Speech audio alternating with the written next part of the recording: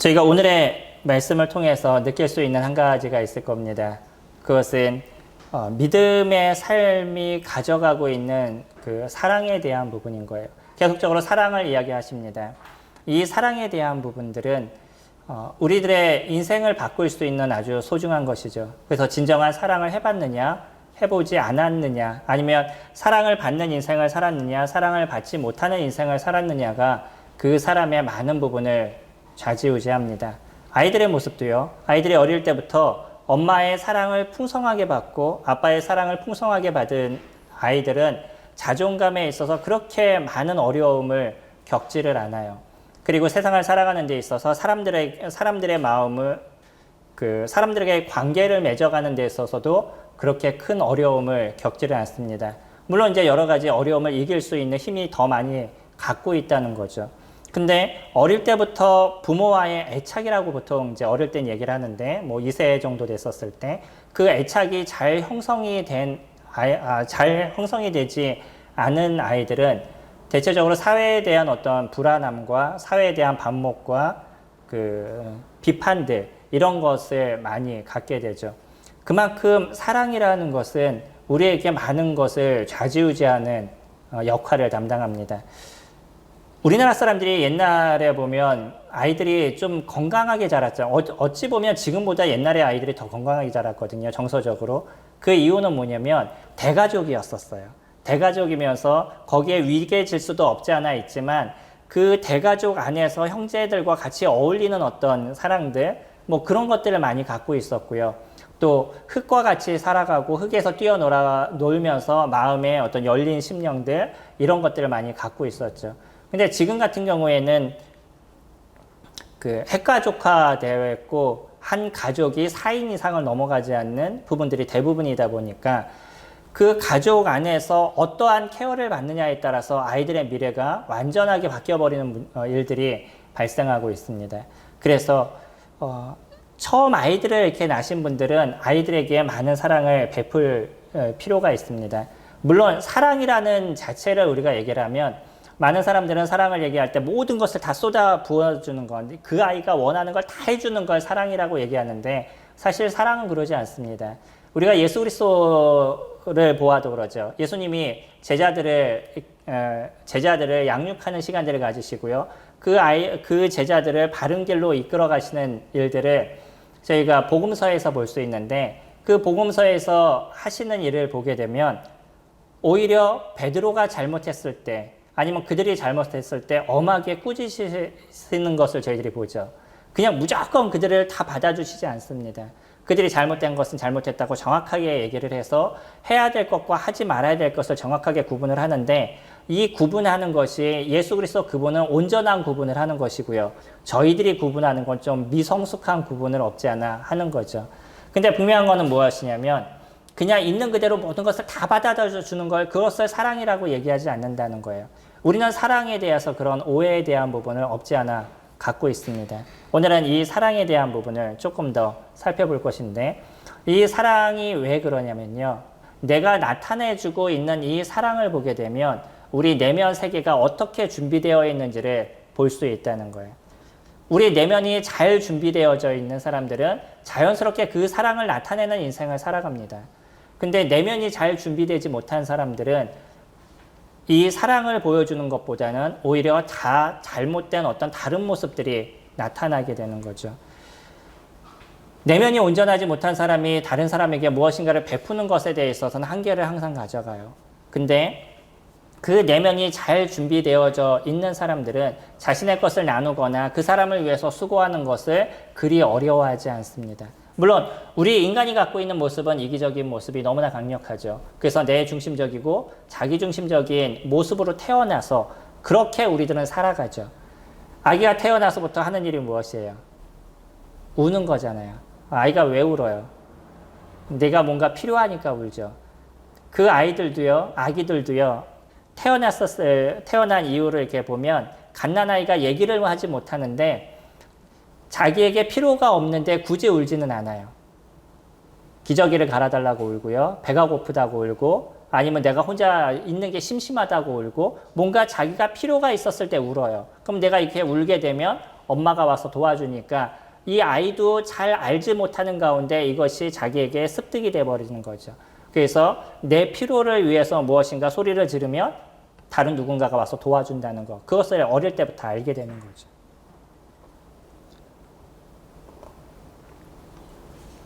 이거는 선천적인 부분이지만 결국은 어릴 때부터 우리는 무엇을 배워가는 인생을 살았냐면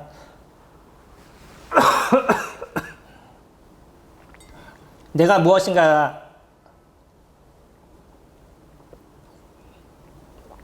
나의 무엇인가를 채워가는 것, 자기중심적인 것들 이런 것을 없지 않아 어릴 때부터 배워가고 있다는 거예요.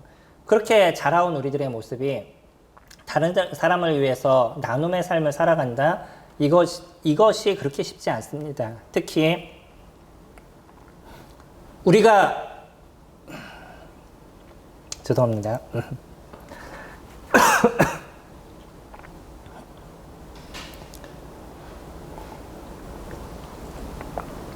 예전에 대가족으로 살아갔었을 때의 모습은 나눔에 대한 부분들이 자연스럽게 습득되어졌던 거죠. 내 동생을 돌봐야 되고 내 형이 나에게 돌봐줬던 것처럼 내 동생을 돌봐줘야 되고 이런 게 자연스럽게 이렇게 이루어져 왔다면 그리고 또 유교 사상 속에 있었던 우리나라는 위계 질서에 대한 부분들을 정확하게 배웠던 부분이 있었다 그러면 지금은 그러지 않잖아요. 그래서 어릴 때부터 부모는 그 아이를 위해서 모든 것을 쏟아 부어주는 그런 인생을 살아왔었고 내가 필요한 것은 부모들이 다 해주는 삶을 살아왔어요. 언제나 내 중심적인 삶을 살아왔는데 그게 나중에 이제 다른 사람과 어울려서 사는 모습으로 바뀌어가게 되면 아이들의 정체감과 어떤 그 내면의 어려움과 이런 것을 겪어요. 그러니까 초등학교 1학년이나 2학년, 초등학교 1학년에 탁 올라가게 됐었을 땐 아이들이 무엇인가 혼란을 느끼게 되는 거예요. 단체 생활을 해보지 않았잖아요. 근데 단체 생활을 해야 되고 거기에서 규율에 맞춰서 생활해야 되고 이것이 그 아이들에게서 너무나 힘든 거죠. 특히 지금처럼 코로나 문제로 인해서 아이들이 비대면 수업을 자주 듣는 상황에서는 비대면이 끝나고 이제 같이 모이잖아요. 그럼 너무나 힘든 거예요. 이 아이들의. 자기의 어떤 정서를 어떻게 이걸 해결해야 될지에 대해서 자기네 스스로도 그것을 이해하지 못하는 그런 부분이 없지 않아 많이 있습니다. 그만큼 우리들은요, 어릴 때부터, 태어났을 때부터 무엇을 중심으로 살았냐면 내 중심으로 살아왔던 거예요. 그리고 내 것을 항상 채우는 데에서의 마음을 갖고 인생을 살아왔던 거죠. 그런 인생을 살아왔던 사람이 이제 변하기 시작하게 되는데 이 내면에 대한 부분에 비침을 받은 사람들은 그 빛을 따라서 살아가는 삶으로 변하게 되고요. 여전히 자기중심으로 인생을 살아가는 사람들은 그 어둠 속에서 자기중심의 인생을 살아가게 되어져 있어요. 이게 오늘의 본문에서 얘기하고 있는 겁니다. 그러면 그 사람의 내면에 빛이 비쳤다는 것은 우리가 어떻게 알 수 있냐면 그 사람이 어떠한 사랑을 보여주는 인생을 살아가느냐를 보면 그 사람 내면에 갖고 있는 빛이 어떤 빛인지를 저희들이 정확하게 볼 수 있습니다. 오늘 7절은 이렇게 얘기합니다. 사랑하는 자들아 내가 새 계명을 너희에게 쓰는 것이 아니라 너희가 처음부터 가진 옛 계명이니 이 옛 계명은 너희가 들은 바 말씀이거니와 다시 내가 너희에게 새 계명을 쓰노니 그에게와 너희에게도 참된 것이라. 이는 어둠이 지나가고 참빛이 벌써 비침이니라. 계명을 따라 사는 사람들은요, 그 내면에 하나님의 빛을 받은 사람입니다. 우리 내면의 그 어두움의 모습에서 하나님의 그 따스한 빛이 그 내면을 비춰줌의 삶을 경험한 사람인 거예요. 우리 연세 드신 분들은 결혼하기 전에 또 아니면 인생을 살아오면서 아주 강력한 사랑을 경험한 적이 있으실 겁니다. 남녀 간의 사랑이든 아니면 그것이 이성 간의 사랑이든 아주 강력한 사랑을 경험한 적이 있었을 거예요. 그래서 그 사람을 보면 그 사람이 나에게 베풀어준 그 사랑으로 인해서 마음의 따스함과 마음의 편안함을 갖게 되죠. 어떠면 이거는 우리가 얘기하는 첫사랑이라고 해서 처음 딱 보자마자 첫눈에 반한다 그러죠. 처음에 딱 보자마자 반해서 그 사랑이 마음을 붙잡고 있는 사람이 있는가 하면 오랫동안 만남을 이어가면서 그 사람의 어떤 됨됨이와 그 사람의 같은 어떤 마음이나 이런 것을 보고 내 마음에 그 사람에 대한 사랑이 아주 크게 자리 잡게 되는 그런 모습도 갖게 되죠. 사람마다 조금의 어떤 차이가 있습니다. 하지만 이 사랑을 경험한 사람들은요, 우리 내면 속에 그 사랑에 대한 마음을 계속 품고 인생을 살아가요. 저에게서도 몇 가지 나에게 비춰준 그런 사랑을 보여준 분들이 계십니다. 그럼 그분이 나에게 어떤 걸 해줬는지는 그분은 기억하지 못한다 할지라도 내 마음에는 그것을 품고 인생을 살아오는 거예요. 그래서 그분을 생각하면 그가 보여줬던 그 은혜, 나에게 베풀어줬던 사랑, 그것이 내 안에서 아주 그 따스하게 이렇게 피어나는 것을 제가 느끼게 됩니다. 사랑과의 모습도 그래요. 사랑이라는 것은 쉽게 사그라들지 않는다는 거예요.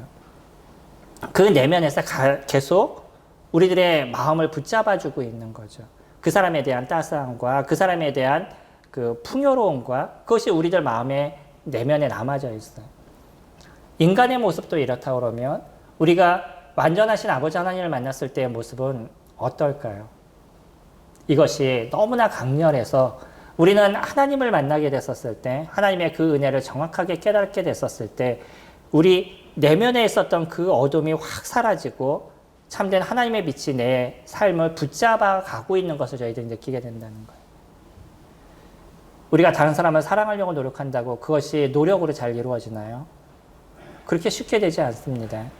우리가 갖고 있는 내면의 모습들이 어둠으로 채워져 있다 그러면 내가 그래 사랑해야지, 사랑을 이루어야지 한다고 그래가지고 그것이 그렇게 쉽게 만들어져 가는 것이 아닌 거예요.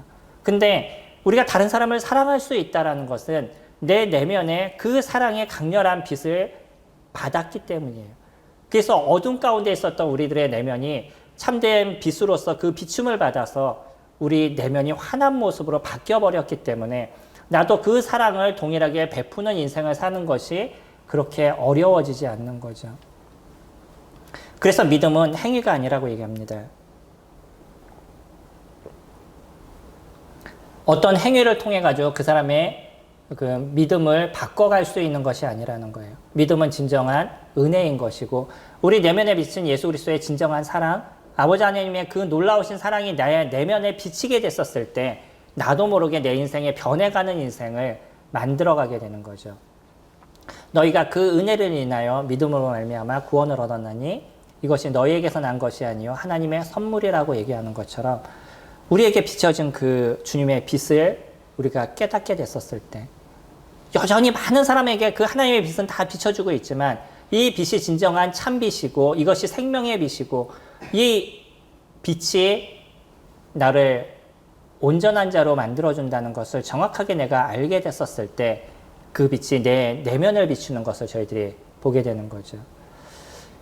아버지 하나님 저희들에게 그와 같은 일들을 이루신 것입니다. 자신이 만든 피조물, 그의 능력으로 만든 이 세상 속에 인간을 만드시고 그 인간과 함께하고 싶었던 것이 아버지 하나님의 마음이었음에도 불구하고 사람들이 하나님을 배반하고 하나님을 버렸던 여전히 그 어둠의 삶을 살아가기를 원했던 그 인생 가운데도 기다리시고 참으심으로 인해서 이 죄에 대한 대가를 대신 해결하시는 예수 그리스도 그분, 그 하나밖에 없는 아들 예수 그리스도를 저희들에게 보내주심을 통해서 그분을 십자가에 죽게 만드시고 그 흘리신 그 보혈을 통해서 우리들의 죄를 사하시는 이 놀라움의 은혜를 저희들에게 베풀어 주셨는데 많은 사람들이 동일한 복음을 들어요. 어떤 사람은 복음을 전할 수 있을 정도로 예수 그리스도를 이야기를 합니다. 그러나 그 예수 그리스도의 그 은혜, 우리들의 그 죄를 해결하셨다는 그 은혜가 내 내면을 비치지 못하는 거예요. 내가 그것은 이야기를 할 수 있어요. 어릴 때부터 난 들었어요. 얼마든지 그것은 말할 수 있어요. 그런데 실질적으로 그 은혜가 내 내면을 비치지 못하니까 여전히 내 내면에선 어둡고 깜깜한 인생을 살아갈 수밖에 없는 거죠. 어떤 순간 그것을 정확하게 깨닫게 돼요. 주님께서 그 예수 그리스도 그분께서 십자가에서 죽으신 것이 나를 위한 것이었고 내 죄를 위한 것이었고 내가 지옥에 갈 수밖에 없는 그런 존재였었는데 이런 자를 구원하시기 위해서 그분이 친히 이루셨던 그 은혜였음을 내가 정확하게 깨닫게 됐었을 때 그때야 비로소 이 어둠의 빛이, 어둠의 모습이 확 사라져가는 내 내면을 가득 채우는 그 하나님의 빛이 어떤 것인지를 저희가 알게 되는 거죠. 이것은 단순하게 한 번의 비춤으로 끝나지 않는다는 거예요. 너무나 놀라운 것은 때로는 그렇게 죽을 것 같이 사랑했던 그런 사람들도 무슨 문제가 있으면 헤어지고 쪼개지는 게 지금의 인간의 모습들이지만 하나님의 빛은 한 번 비추신 그 빛은 영원히 저희들 안에서 존재하게 된다는 거예요.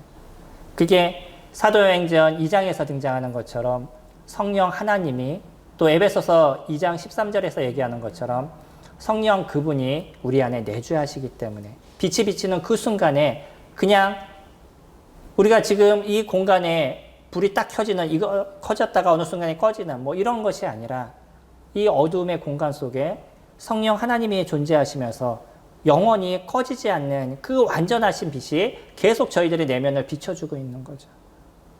이 빛이 계속적으로 저희 아들 안에 있기 때문에 우리는 때로 우리들의 생각이나 잘못된 것이 우리 안에 들어온다 할지라도 이 잘못된 것을 버릴 수 있는 힘이 저희들에게 존재하게 된다는 거예요. 그래서 오늘의 그 요한일서의 저자인 이 요한은 이렇게 표현합니다. 9절에 빛 가운데 있다 하면서 그 형제를 미워하는 자는 지금까지 어둠에 있는 자요. 그 형제를 사랑하는 자는 빛 가운데 거하여 자기 속에 꺼리낌이 없으나 그의 형제를 미워하는 자는 어둠에 있고 또 어둠에 행하며 갈 곳을 알지 못하나니 이는 그 어둠이 그의 눈을 멀게 하였음이니라. 그 사람이 빛 가운데 있다는 것은 우리가 무엇을 통해서 볼 수 있냐면 그 사람이 형제를 사랑하는 사랑의 모습을 가져가고 있냐는 것이에요. 이거는 당연히 나타나야 될 것이라는 거죠. 이 사랑에 대한 부분은 어떤 사람은 나타날 수도 있고 어떤 사람은 나타나지 않을 수도 있는 그런 것이 아니라는 거예요. 내 내면에 하나님의 빛이 비치시고 하나님이 나와 같은 자를 그러니까 욥기에서 얘기하는 것처럼 구더기인 인생이야 이렇게 얘기하는 것처럼 어떤 면에서 봤을 땐 구더기보다도 못한 그런 인생의 인간의 모습인데 그런 인간에게 다가왔던 하나님 그분의 그 은혜가 얼마나 큰지를 내가 느끼게 되면 그 크신 사랑이 이제 내가 세상을 보는 관점이 달라지고 형제를 보는 관점이 달라지게 되는 거죠. 그래서 그전에는 나에게 잘하는 사람에게 잘하고 나에게 못하는 사람에게 못했던 내가 원하는 사람에게 잘해주고 싫어하는 사람에게 안 했던 그런 나의 모습이었지만 예수 그리스도 그분이 나와 같은 자를 사랑하셨다는 것을 내가 알게 됐을 땐 나도 이제 그런 형제를 사랑할 수 있는 마음의 심령이 열리게 되는 거예요. 그리고 이 사랑을 이루기 위해서 끊임없는 수고와 노력을 우리 가운데 만들어져 가게 된다는 거예요. 오늘의 본문은 아주 정확하게 얘기합니다. 만약에 그에게 어둠이 있다면 형제를 사랑하지 못한다는 거예요. 그 내면 속에 어둠 가운데 있다 그러면 그냥 나에게 잘하는 사람들은 얼마든지 잘해줄 수 있어요. 근데 나에게 못하는 사람은 여전히 나도 싫어하는 거죠. 이거는 인간관계 속에서도 얼마든지 나타나는 모습인 거고 사람의 모습에서 그냥 충분히 드러날 수 있는 그런 모습인 거예요. 근데 성도들은요. 형제를 사랑하는 모습이 있다는 거예요.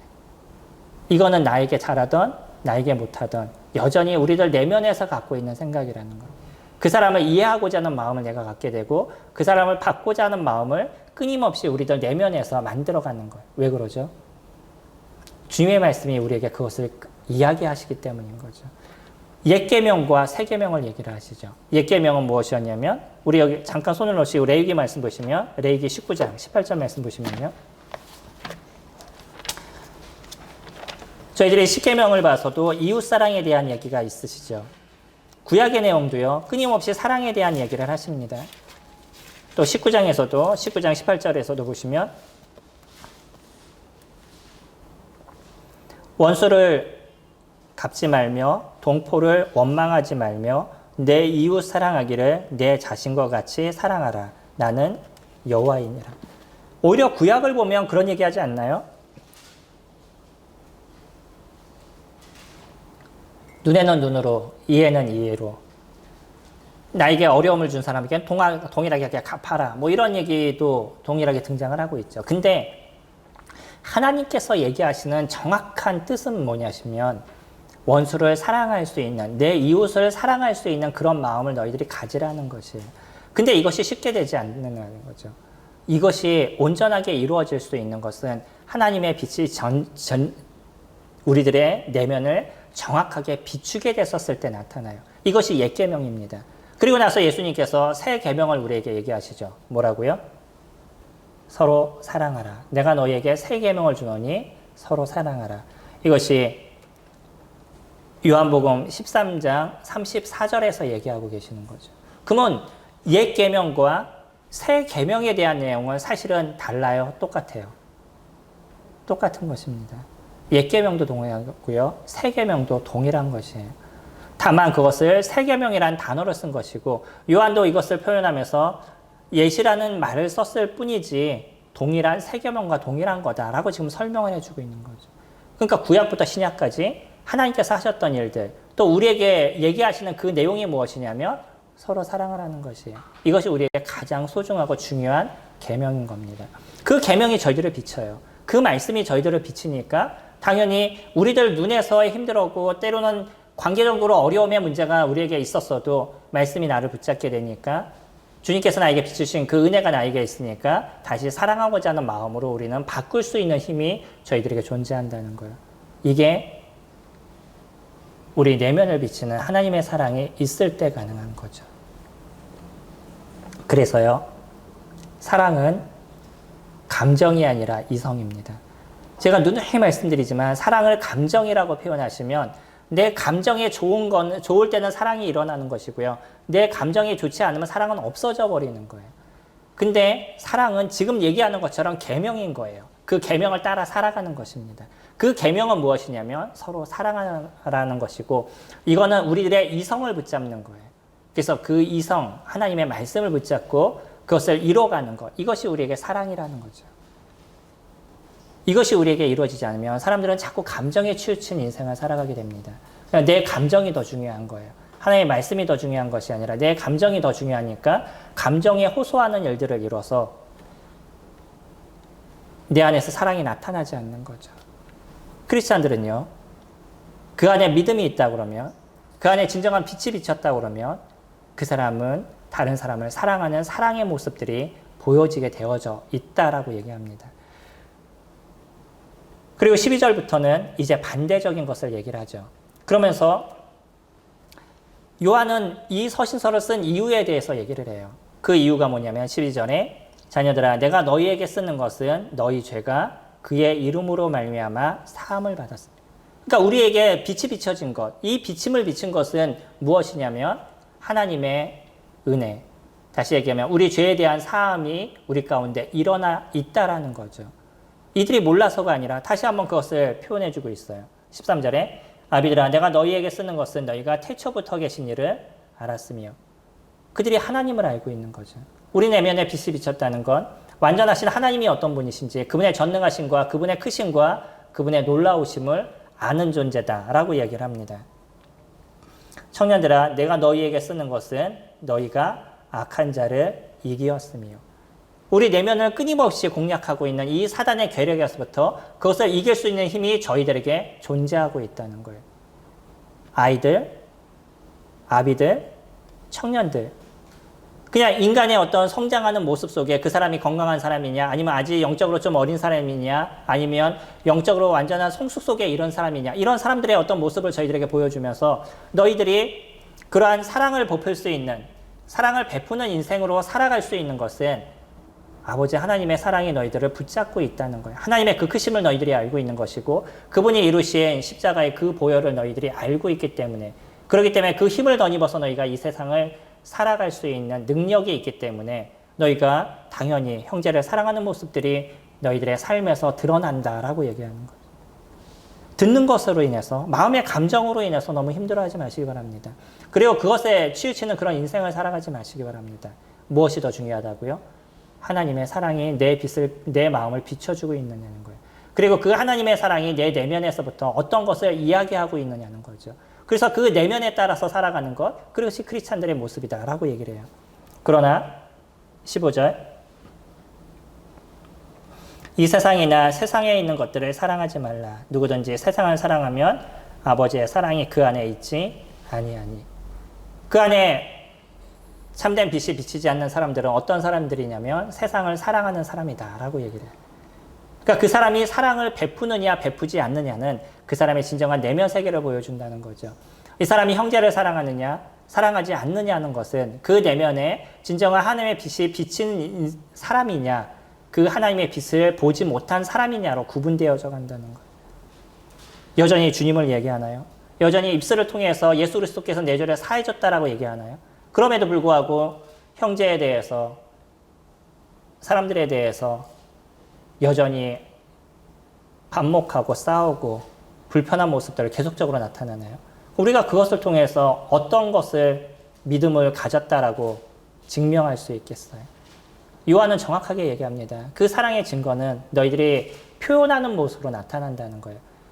그냥 사랑을 보여주는 많은 사람들의 모습을 보고 이 사람들은 다 구원을 얻었어 라고 얘기하는 것은 아니지만 믿음 안에 있는 사람들이 그 사랑을 표현하는 모습들을 안 가질 수 없다는 거예요. 이것은 정확하게 나타난다는 거죠.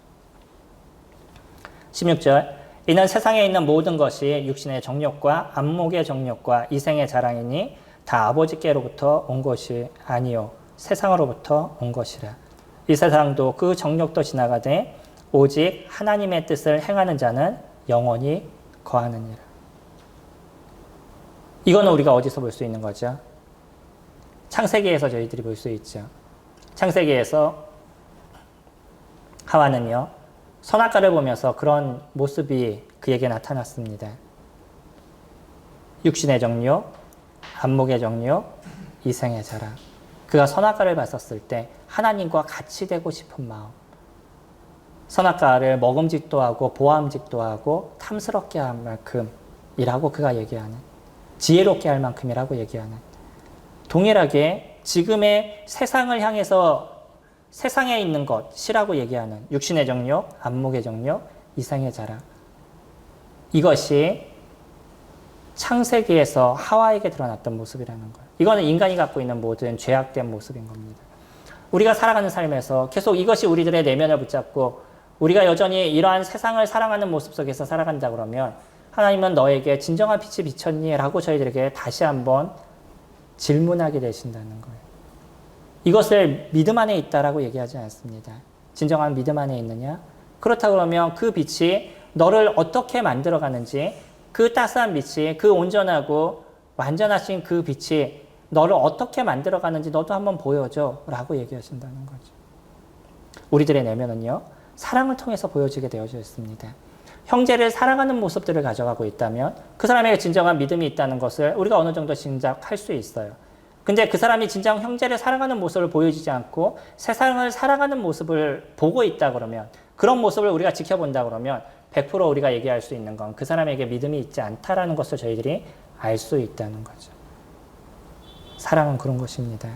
우리들 내면을 비췄기 때문에 이 따스함이 우리들 안에서 다시 드러나게 되어져 있는 거예요. 물론 사랑을 표현하는 데 있어서는 조금 다른 겁니다. 많은 사람들이 오해하는 것 중에 아까 말씀드린 것, 사랑을 감정이라고 생각한다는 거죠. 사랑은 감정이 아닙니다. 이성의 뒷받침이 되어진 거예요. 하나님 말씀에 뒷받침이 되어져서 그 사랑을 드러내는 모습들을 우리가 가져가는데, 어떤 사람은 감정을 더 크게 생각하는 사람이 있고 어떤 사람은 이성을 좀 더 크게 생각할 뿐이지 이성에 기반된 삶을 살아가는 게 사랑이라는 거죠. 두 번째는요, 사랑이라는 것은, 다른 사람이 사랑을 베푸는 것은 나에게 잘해주면 나는 저 사람을 사랑하는 사람이야 라고 얘기한다는 거예요. 아까 말씀드린 것처럼 예수 그리스도 그분도요, 베드로를 그렇게 사랑하셨음에도 불구하고 그가 잘못된 모습이 있을 땐 정확하게 책망하셨던 것이 예수님의 모습이십니다.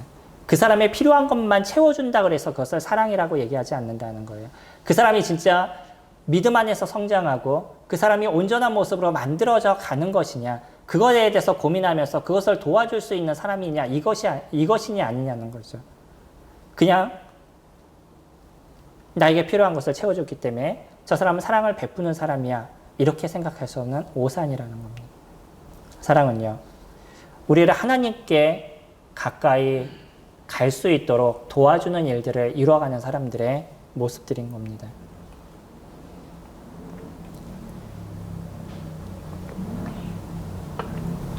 교회에서 일어나고 있는 많은 프로그램을 얘기하시죠. 교회 성장에 대한 걸 전 너무 많이 살펴봤었어요. 어떻게 하면 교회가 성장할까? 여러 가지를 살펴봤었는데 하시는 얘기마다 조금씩 다를 때가 있습니다. 어떤 교회 모습들마다 어떤 교회는 뭐 셀이라고 얘기하는, 그래서 그 그룹 교제가 중요하다라고 해서 그룹 교제를 중요하게 여겨서 그거를 만들어가는 교회가 있는가 하면, 어떤 교회는 성경 공부가 중요하다 그래서 성경 공부를 중심으로 막 만들어가는 그런 교회가 있고요. 교회마다 뭐 어떤 교회는 뭐 병고침이 중요하다 그래서 그렇게 하는 교회들도 있고, 뭐 이적이 중요하다라고 얘기하는, 조금씩 다른 얘기를 하고 있어요.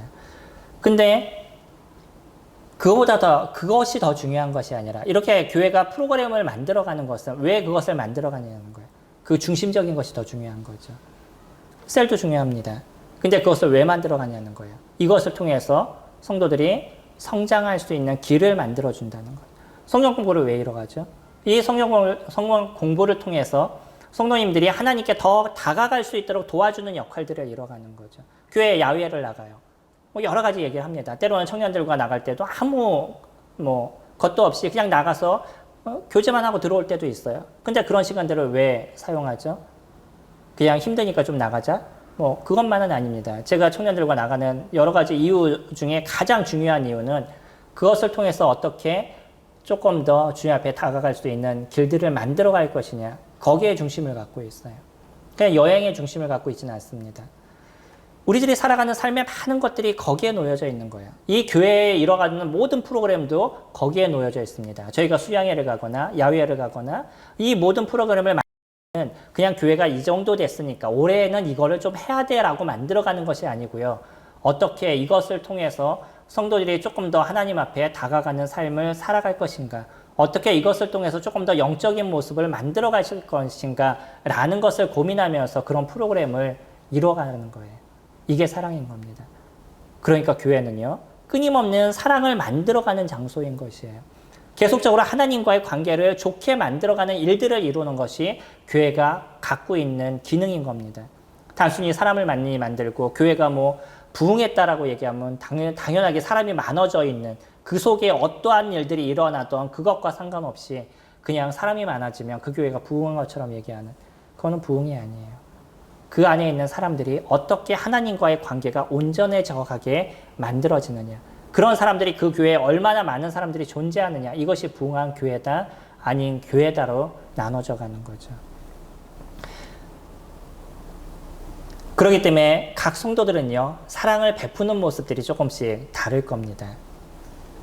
왜냐하면 그가 갖고 있는 은사를 통해서 사랑을 나타내는 모습도 틀리기 때문인 거예요.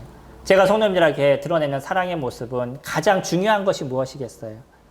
제가 성도님들에게 나타내는 사랑의 가장 중요한 것은 이 교회의 성도님들에게 성경을 바르게 알려드리는 것. 그것이 메시지를 통해서든 성경 공부를 통해서든 아니면 개인 교제를 통해서든 성경을 바르게 알려드리는 것, 그것이 저에게 있어서 성도님들에게 베푸는 사랑의 가장 첫 번째의 모습인 거예요.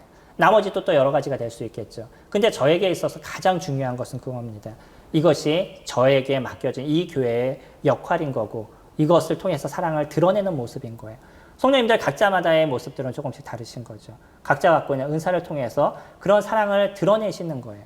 그래서 이것을 통해서 어떻게 교회가 온전해질 것인지, 이것을 통해서 성도님들이 어떤 유익을 얻을 것인지, 이것을 통해서 성도님들이 어떻게 조금 더 온전한 모습을, 또 하나님께 가까이 가는 모습을 만들 것인지, 그거에 대해서 고민하시는 거죠. 우리가 사랑을 오해하면요, 나에게 잘해준 사람만 저 사람은 사랑이 있어 라는 표현을 쓰게 됩니다. 성경에선 사랑을 그렇게 얘기하지 않아요. 저희가 알고 있는 빌라델피아 교회도 작은 능력을 갖고 아주 큰 능력을 드러냈는데, 그들에게 있어서 중심적인 것은 형제 사랑이었었어요. 그것이 그 교회의 가장 중심적인 모습이었습니다. 오늘은 사랑이 보여주는 우리의 내면 세계라는 제목을 갖고 같이 교제를 나눴습니다. 우리 내면에 참빛이 비치고 우리 내면에 진정한 구원의 은혜가 있다면, 예수 그리스도의 진정한 사랑을 받은 사람이 있다면 그 사람은 사랑을 베푸는 형제 사랑을 나타내는 모습을 가져간다라고 얘기하십니다. 그러나 만약에 그의 내면에 어두움이 아직도 깔려있고 아직도 그가 하나님의 진정한 사랑, 예수 그리스도의 진정한 사랑을 알지 못한다면 그 사람은 세상을 사랑하는 육신의 정욕, 안목의 정욕, 이생의 자랑을 나타내는 그런 모습을 가져간다라고 얘기합니다. 이것이 우리 내면을 보여주는 거예요. 우리는 어떤 내면을 보여주고 있죠? 우리의 성도님들은 사랑을 보여주는 그러한 일들을 이뤄가고 있습니다. 그 사랑을 아름답게 드러내시기 바랍니다.